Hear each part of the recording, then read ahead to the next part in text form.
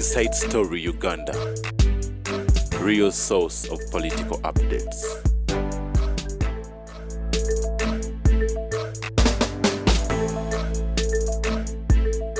Musanvu oba noti musanvu noti bisatu 17 abo meba Everett Real Estate Dealers abatera sente mu program ya feno mukulu Tamale tubali tukyagenda mu maaso abo nabaterawo omukono n'ekyo njagala obabuulira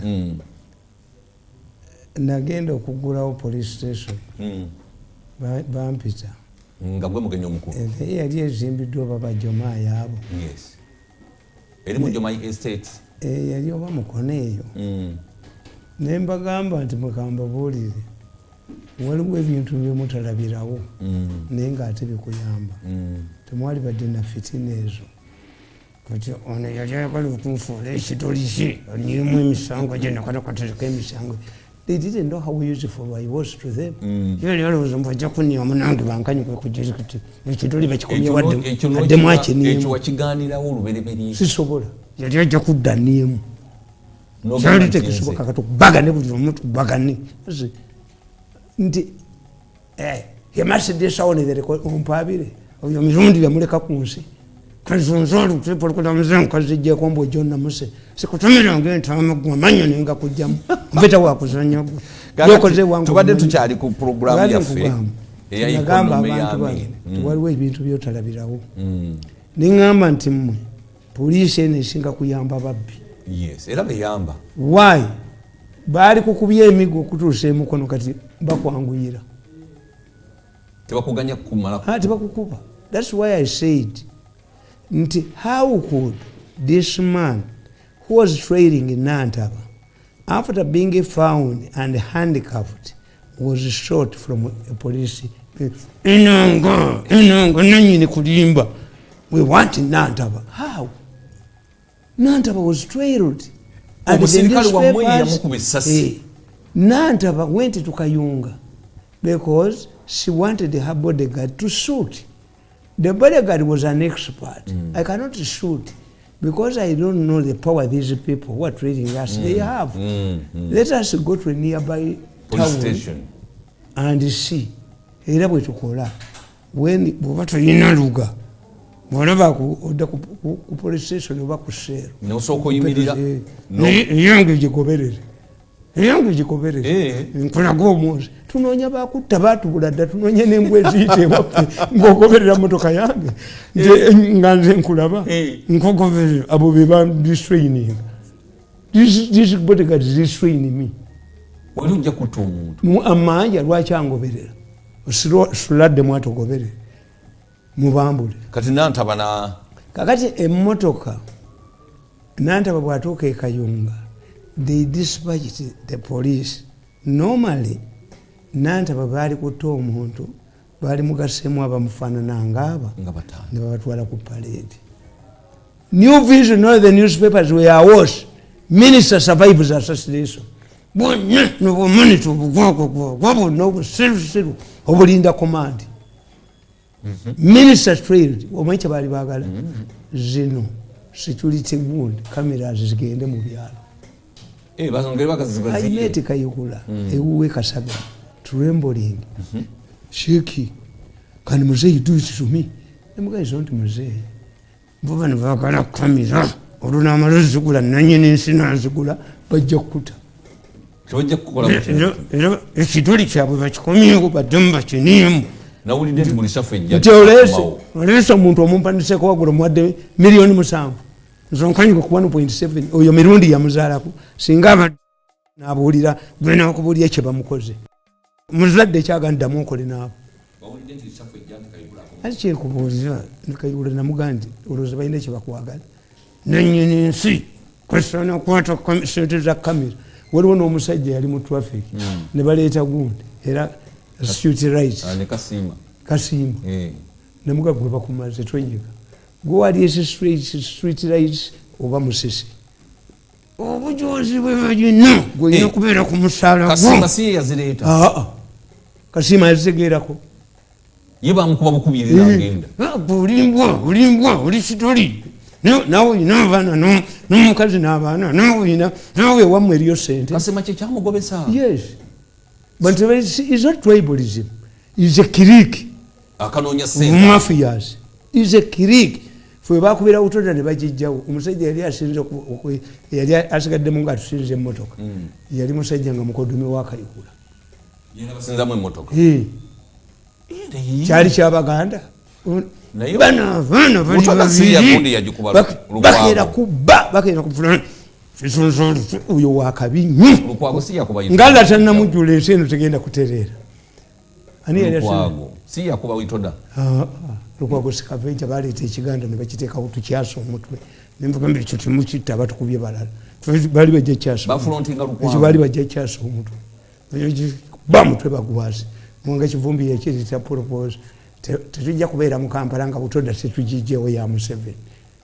Abasiraamu ate ku basiraamu banna kyebalwanyisa ekyo ebyo tubinkwatiramu kakati nkugamba enanga changed the story bakwatirani Nantaba did she do commit a crime ogenda ku police what if not olaba Katonda byayambira abantu nti security person wa Nantaba bodyguard yagaana okuba babakuba eno patre yajja yandiba ku ate yavako wempi nowebuze yenaggalama yali luddawo bakubira omusajja oyo sali essimu ng'ali kupiika enanga olunaku lumu oli byogera miso eyakuba essimu ani yasindika omusajja ono yali agulira Nantaba tomanyi nti sali yamala kufuna simu a man who had been handicapped ne bamujja ku pick up ne bamukuba essasi sali bwe yamala okwogera ku simu ate si wa poliisi yali wa defense yali wa local defense nga wonna mungonda wali nali mumanyi buli lwolaba crime yonna local defense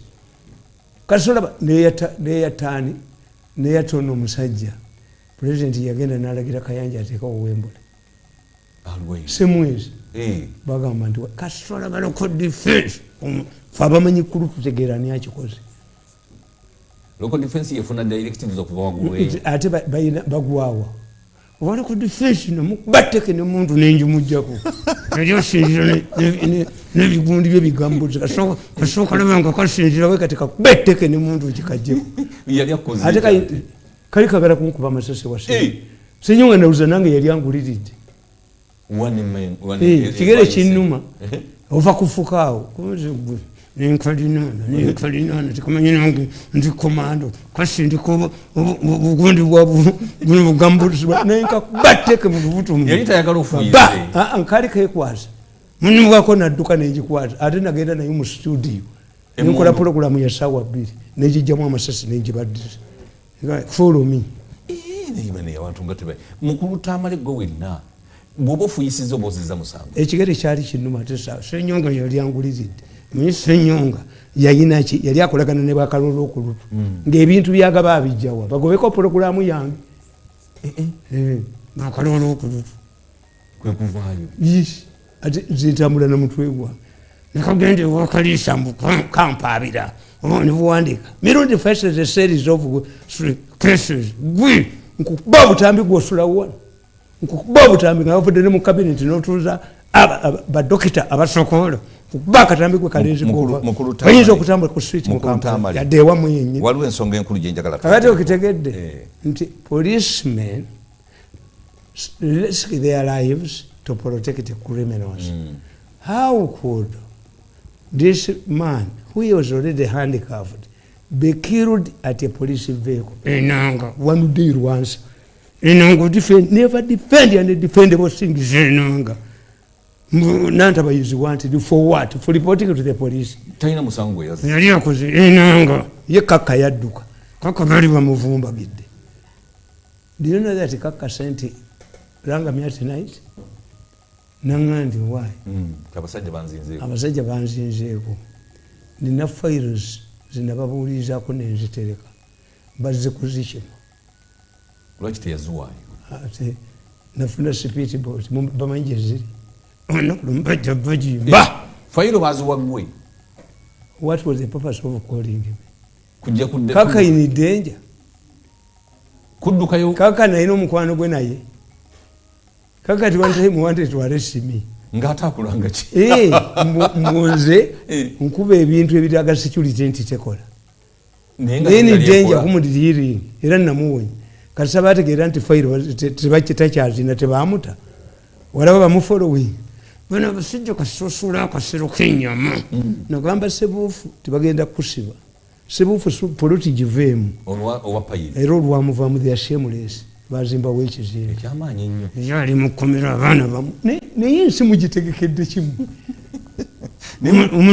omulamuzi eyagulimu amusiba emyaka 56 nga namukubidde akatambi afuka mu mpale kuba mukazi eyagulimu gwa sebuufu ne sebuufu yatta omukazi katusabe tetubyogera betunsolaki emyaka 56 baali bagisibyambi to make it impossible titeri mulamuzi amulidyo singirako naye omulamuzi mumanyi bamuzingiza bwe bati nga tebamwagala kukola kintu baagalawo ekizimbe kyabwe bwendi kuba akatambi era ligenda okuvaayo waliwo ekiseera mu nsi entukuvu bwendi kuba obutambi abantu bayingire ne bwendi banfudde aligenda okuvaayo busaasaanye muli tukulaba badduka mu nsi entukuvu bye bakola mukulu Tamale ani agaba obutwa adda mu Rwanda yafudde obutwa you see omusajja omuwalabu yagamba munne nterekera emitayimbwa gyange nagimuteresa sajja najja okukima emitayimbwa eki namuga nti mesi zagimekese siinawo nagumu yalabbi siinawo nagumu naye nasirika nono namuteesa ensawo za sementi najja ozekima namuga nti empungu yazisitudde namuga nti oli mubbi namuga nti katukeziganya mu nsi omuli emmese ezikeketa emitayimbwa weewuunya nnyo nga mulimu empungu esitula sementi ne bwe bansomba byuma omutayimbwa tegutwala era nabagamba nti banka ya Sudiiro bajja gisesema nembagere nawandika akatawe ka Sudiiro kava iriko nga Sudiiro asiika mutebiri mu flying pan nenteekako nti Bank of Uganda and Sudiiro and the store of Kijonjo market ekyali ekijonjo market okimanyi abagezigezi baali abo ng'ono aleese buliba bwa mbugo buliba bwa mbugo embugo zino taleese mu lubugo n'olwo naye ng'aleese buno obupiisipiisi kakati nga n'omugezi naye aleese eki byoya byanswa kakati ne balamuza ono agamba nti asibye ono embuga enfu naga nti nalowooza nti asibye ono ebyoya byanswa bonna bagenda okutuukeka nga tewali yabbye munne kyobola omuganda yakuga nti engobya n'engobya zasisinkana kijonjo mu maketi tone muganda bwayogera nti engobya n'engobya clever people they met at kijonjo market abagezi they outsmarted each other waliwo omusajja muyimu balundi omuntu wakyali ewa munne ayina okubbayo ekintu it is a tradition maybe they changed it omusajja akyali ewa munne nakubayo ekintu ng'ayita ku mugga n'agenda n'akikwekayo nono n'azuukuka ekiro n'apima amazzi we gaali gakomye agenda okoze okukwanga kiri mitwetwe we nga buli omu asinziza munne eki nga kiri mitwetwe we ate gwe tulaba omuganda bwagamba tiguwabbanga naye embuzi bwasula emiryango tewebaka bwanaziyimbula nti a person used to rob people with in his company when he sleeps in your house you don't sleep you cannot believe nti obubbi bwakolaki bwamugwamu that's what Muganda says ti guwabbanga naye embuzi bwasula emiryango ewuwo osula otudde kubanga omuzee gwe ogumanyi nti muki ate ffe baatugambanga mu buto I enjoyed avene muwozi yaŋŋambako nti why don't you translate those ekiganda proverbs naye zonna kati African proverbs ngenda nzinoonya ezirina meaning for us we are shaped by those proverbs kakati mu Rwanda agwawa anti kyenkubuulira mu ngeri ezo zonna zogeze obutwa bubaddewo wano ekyenda ky'empisi ekibumba ky'empisi naffe twakulira mu butongo ekyenda ky'empisi ekibumba ky'empisi okimanyi kibeerako gundi kibeerako kulinga obunankani kana akasenya naye akalala katasenyesebwa akapanga abasoga be bakamanyi kano akayina akawukiwuki akawikiwiki amanyi obuwikiwuki buli bubiri akasenya n'akatasenya akatasenya ke kali kuki amagwa akasenya ke kana akawunya obulungi kati ako kali kakwagunda kerasta y'obuntu n'ekibumba ky'embuzi ekibumba ky'empisi bwe kifaanana kibaako obunanga ne butundu bwe buti okakuteeramu ako akabweke oba wawedde dda twakula ekibumba ky'empisi weekiri obutwa bw'emmese obwo kale kale kakati for us I was poisoned 5 times. How did I survive?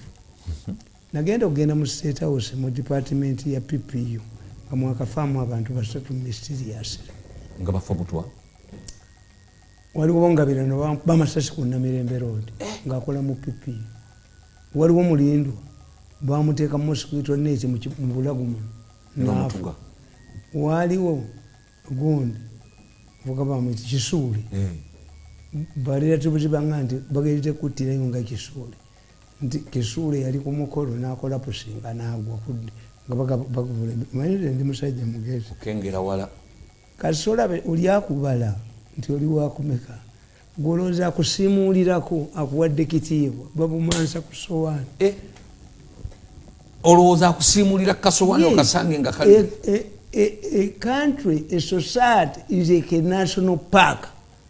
You have to survive obugabi bugera butya. Bwina okujja okunywa amazzi. Ate budduke. Kasi bwimanya nti omu ku ffe tumulisikinze empologoma bwekwata ife nga tukola ki. But they come close nga negonya mweziri.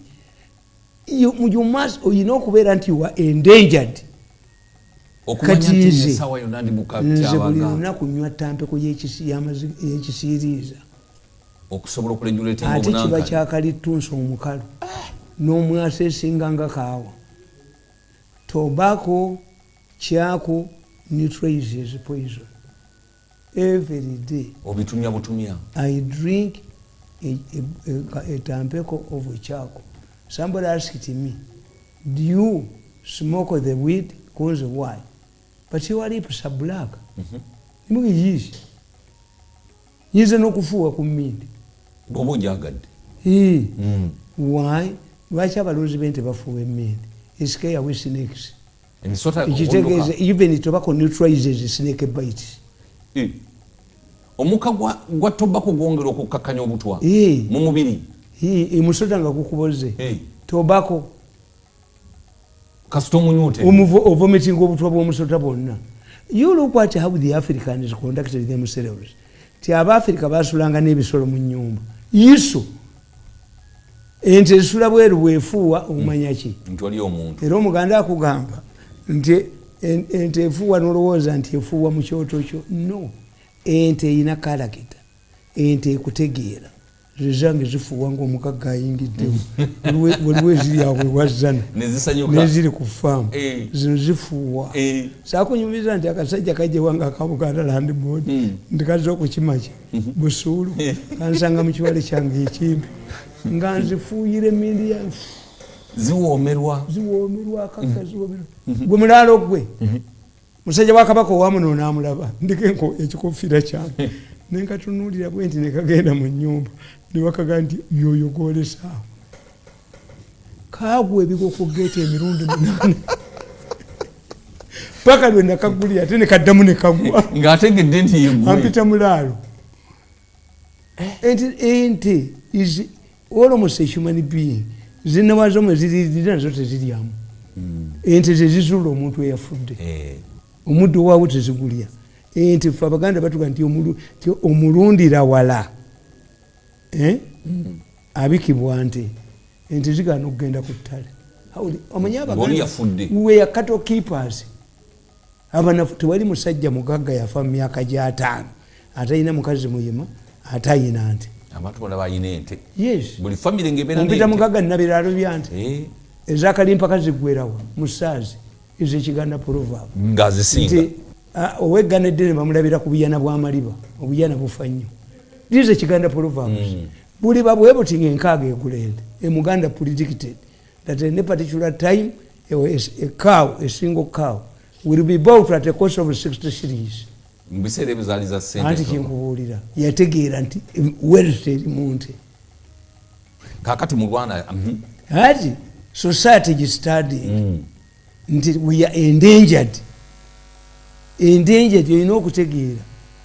Somebody told me tisemwogerere doctor as a politician yaleetawo sister ewakaawe all of the issues marriage agenda okulya nga senga mukazi wasomesa to no responsibility